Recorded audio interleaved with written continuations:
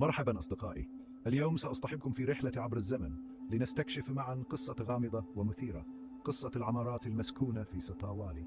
تخيلوا عام 2015 عندما تم ترحيل سكان سطاوالي الأصليين إلى مناطق أخرى مثل كاليتوس وبراقي. تخيلوا معي، أناس عاشوا حياتهم كاملة في سطاوالي وفجأة يجدون أنفسهم في أماكن جديدة بعيدا عن أعمالهم ومصادر رزقهم. لكن القصة لا تنتهي هنا، فهناك جانب أكثر غموضا ورعبا.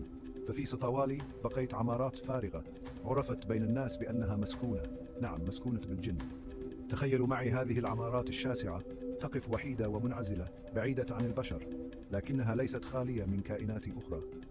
ظلت هذه العمارات مهجورة على مدار 16 عاما، محط أنظار الكثيرين ومصدرا للقصص التي تثير الرعب والقشعريرة. ولكن السؤال الكبير يظل يلح علينا: لماذا لم تسكن هذه العمارات؟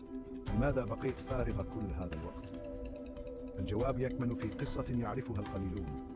كان المسؤولون القدماء يخشون أن يكتشف كبار المسؤولين في الدولة أمر هذه العمارات الفارغة في سطاوالي، فكانوا يفضلون الصمت عن السبب الحقيقي وراء ذلك. بدأ الناس يتساءلون وانتشرت الشائعات: العمارات فارغة لأنها مسكونة بالجن.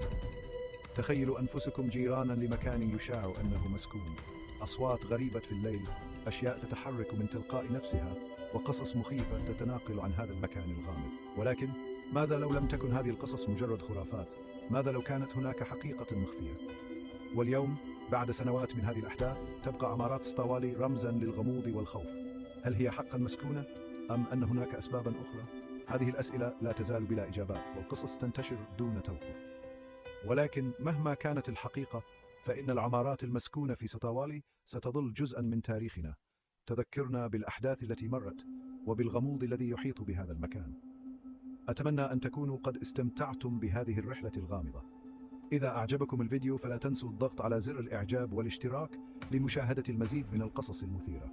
شكرا لمشاهدتكم، وأراكم في الفيديو القادم.